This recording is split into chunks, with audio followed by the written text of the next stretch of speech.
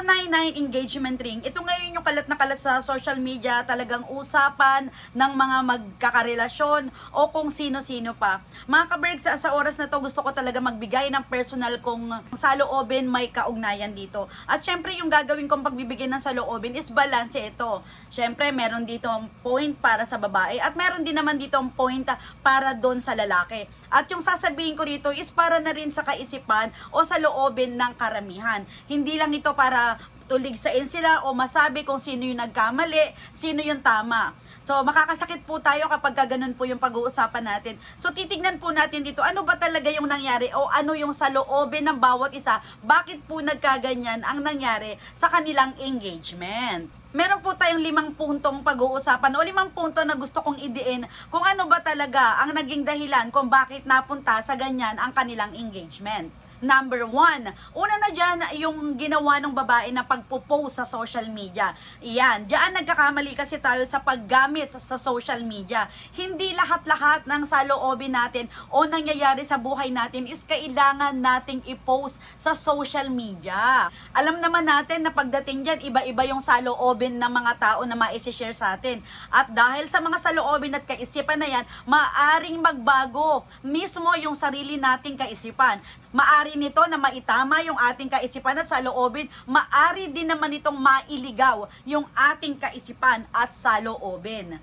Sa pagkakataon na to, masasabi natin talaga na nagkamali ang babae sa kanyang ginawa. Unang-una, napaka-personal ng engagement. Di ba sa point na ito nangangako na sa'yo yung lalaking kasama mo o yung lalaking mahal mo na ikaw yung babaeng papakasalan niya at gusto niyang makasama sa habang buhay? Yan na nga yung sinabi ng lalaki sa post niya, di ba? Mukhang iba yung pangunawa ng babae sa salitang engagement.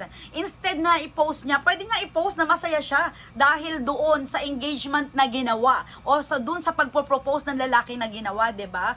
But instead, nag-focus siya doon sa sing-sing na ibinigay sa kanya. At ang nakakalungkot pa, yung presyo ang pinagtuunan niya, kinuha niya ang opinyon ng sambayanan kung anong masasabi doon sa 299 na presyo ng engagement ring. Hindi ba dapat bigyan niyang mas halaga yung engagement o yung pagkukumit mismo ng lalaki sa kanya na siya mismo bilang tao, bilang babae, siya yung napili, bukod tanging napili, di ba, nung lalaking ito para pag-alayan ng kanyang buhay, natitirang panahon ng kanyang buhay at makasama siya nito bilang kanyang kabiyak. At syempre dahil sa pagpo-post niya ito, napahiya dito yung lalaki. Diyan naman papasok yung point number 2 ko. Sa point number 2 o doon sa number 2, dito ang lalaki meron silang ugali na halos hindi nauunawaan ng karamihan o kababaihan. Na ang lalaki mas gusto nila ang respeto kaysa sa pagmamahal. Okay mga ka-birds, ganito yan. Yung mga lalaki na ating kasama sa buhay o ating mga karelasyon, mahal natin yan. Ikaw, mahal mo yung lalaki, tama? 8 taon kayo almost nagmamahalan o nagsasama. Ngayon, yung meron kang pagmamahal, tama ba? Kaya nga kayo tumagal ng 8 taon dahil may pagmamahal ka. Ang gusto ko lang na malaman ng mga kababaihan, ang gusto ng lalaki na pagpapakita ng pagmamahal sa kanila is sa pamamagitan ng respeto. Hindi mahalaga sa kanila kung hindi mo sila kayang ipagluto, hindi mo kayang ipaglaba, o hindi mo kayang gawin ang anumang bagay pa. Pero yung respeto, kapag alam mo yan, kung papaano ibinibigay sa lalaking kasama mo, sa asawa mo o sa karelasyon mo, yun ang pinakagusto nila. Ipakita nating mga kababaihan ang pagmamahal natin sa pamamagitan ng respeto. Katulad niyan, sa pagpo-post niyan, mabuti kung hindi niya nalaman, nalaman niya, nag-viral. Ang unang-unang pumasok sa isip at puso ng lalaking ito is nawalan siya ng dangal. Ikaw bilang babae is wala kang respeto sa kanya. Sabi niya nga dito sa post niya, kung meron kang problema doon sa 299 engagement ring, sana personal mo siyang kinausap, hindi yung ipinost mo pa. Napahiya siya hindi lang sa sarili niya, napahiya siya sa buong sambayanan, sa netizen, napahiya ang lalaking minamahal mo. At sa lahat-lahat, ang hindi nyo naiintindihan, gawin mo ng lahat, huwag mo lang ipahiya ang isang lalaki. Huwag mo lang ipapakita na wala kang respeto sa kanya. Dahil talaga sa kaloob-looban ng kalalakihan, ang gusto nila, ikaw bilang babae is magkaroon ng respeto sa iyong karelasyon o sa iyong asawa. Number 3, dadako naman tayo dito sa point sa lalaki, no? Okay, mga kalalakihan, kailangan nyong maunawaan na ang mga babae is talagang emotional at sentimental. Anong ibig sabihin ng mga yan, mga ka-birds?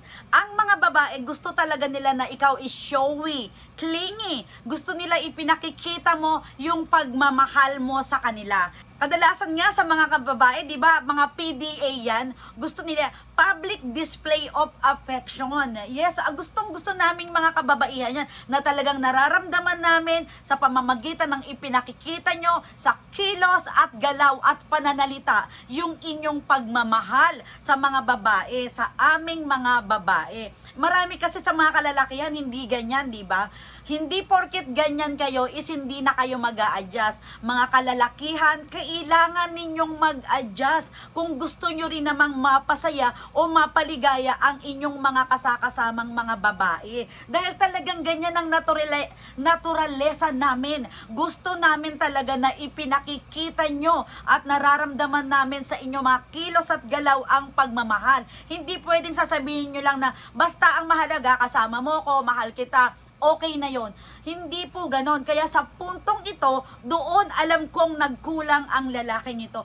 Although, masasabi natin na sapat na ang nag-engage siya at nag-commit siya sa babaeng ito. Tama ba? Sapat na yun dahil marami nga magkakarelasyon ngayon Nagkapamilya na, nagkaanak na, nabuntis na lahat-lahat. Pero walang engagement na nagaganap, di ba? Kaya napakapalad mo para mag-engage siya sa'yo. Yun nga lang, balik tayo sa punto dito sa kalalakihan. Kailangan ninyong ipakita. Katulad niyan, 8 taon kayo, di ba?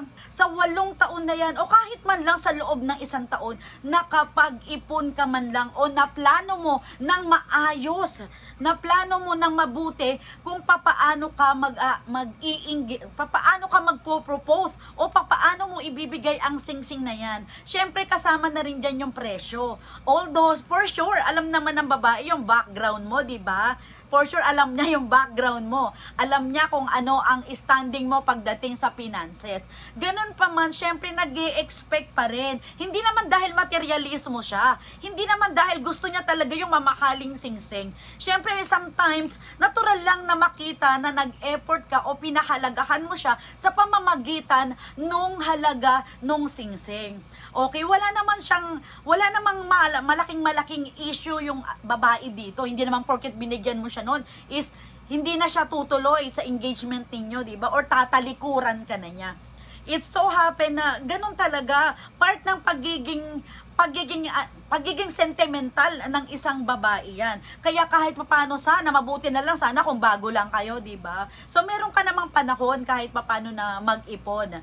Actually, yung halaga ng singsing na yan, kung ano man yan, kung bibili ka man ng mamahalin, sa'yo rin naman mapupunta yan, di ba? Kung ang iniisip mo yung halaga. Dahil time will come, kung magkakaproblema sa finances at mag-asawa na kayo, kung ano mang gamit na meron kayo sa isa't isa, kailangan nyo yung ilabas at gagamitin para masapatan ang inyong pangangailangan. Ang bottom line lang dito, mga ka-birds, kailangan nyo maintindihan na ang mga babae is masyadong emotional at sentimental ang mga yan. Kaya nga gusto niyan, di ba, naaalala mo yung anniversary, naaalala mo yung mga first time, kung saan kayo unang nagpunta, first kiss, di ba lahat yan gusto nila naaalala mo at nababanggit mo rin naman. Kapag ka nga tinanong nila sa iyo yan at hindi mo natandaan, hindi ba't nagtatampo, nagiging dahilan minsan ng pag-aaway. Kaya kayo bilang mga lalaki, dapat ninyong maintindihan yan at mag-effort din naman kayo sa side na yan ng isang babae o ng inyong asawa o mapapangasawa. Number 4, Kailangan ninyong maging matiisin at maunawain sa isa't isa. So mga ka-birds, nalaman natin, nabalitaan natin na naghiwalay nga sila, no? Nang dahil sa ginawa ng babae is nakipaghiwalay itong lalaki. At nasabi niya nga sa post, kung bago pa lang kami at nagka-problema ng ganyan is ipinost niya na kaagad, yun pa kayang magiging problema namin sa hinaharap. So, meron siyang ganyang punto doon sa post niya. Yun nga, mga ka-birds, itong pagkakataon na to, hindi naman talaga dapat na maging dahilan ito para magkahiwalay kayo. Kasi ganito yan. Sa panahon ng pagsasama ng mag-asawa, maraming problema pa kayong haharapin. Actually, maliit na problema lang yan kung talagang tatanungin ninyo yung mga matatagal ng mag-aasawa. Kaya dito sa panahon na to, nasusubok na rin ang inyong katatagan sa pagiging mapagpatawad ninyo, mapagpasensya at maunawain sa isa't isa. Pagpalagay na nagkamali dito ang babae. Pero hindi dapat ito yung maging dahilan para kayo is maghiwalay. Dahil kung magkakaganyan, siguro nga na sa hinaharap is mas mahihirapan kayong harapin ang mas malalaki pang problema kung sa ganitong problema lang na maliit na hindi pagkakaunawaan is ganyan na ang inyong magiging desisyon. Dahil nga katulad ng sinabi ko, nasusulat din naman yan sa Biblia na kapag ikaw is nag-asawa, is siguradong magkakaroon kayo ng marami pang problema. Kaya sa panahon pa lang na ito, kailangan nyong maunawaan na kayo sa bawat isa is hindi perpekto. Magkakasala at magkakasala kayo sa isa't isa ng maraming ulit. At dahil nga ganyan ang ating pagkatao o naturalesa, kailangan nating maging mapagpatawad at unawain ng sobra ang isa't isa. Nang sa ganon is talagang mangyari nga ang sinasabi sa kasal na till death do you part. At yung number 5 nga mga ka-birds, yung kahulugan o meaning ng pag-i-engage o pagkukumit natin sa isa't isa ng ating mga sarili. Ayan mga ka-birds, sa pagpasok kasi sa ganitong obligasyon o sa ganitong mga pangako, mga ganitong kasunduan, meron talaga itong mga kaakibat na obligasyon. Hindi lang ito yung puro sarap, puro tuwa, no, hindi ito ganon. Meron ito, although yes, masaya ang makipag-commit sa isa't isa at mahanap mo naman yung taong mamahalin mo at mamahalin ka rin naman na makakasama mo sa habang buhay at talaga naman merong kilig moment ang mga yan, di ba? At talaga naman kakaiba ang pakiramdam. Ganun pa man mga ka-birds, kailangang maunawaan ng parehong party, parehong side na merong obligasyon kasama ang relasyong ganito. At hindi lang to basta-basta obligasyon, talagang merong kasama yan na pang-unawa at mahabang pagtitiis. At sa part pa lang na ito, kailangan ninyo nang maunawaan ang naturalesa ng bawat isa. Ang babae, kailangan mong unawain yung nature ng isang babae. Nang sa ganun, hindi ka mahirapang makisama. Kapag alam mo kasi ang nature ng isang babae o ng asawa mo, kilalang kilala mo siya, alam mo na yung mga gagawin mo kung paano siya pakikisamahan.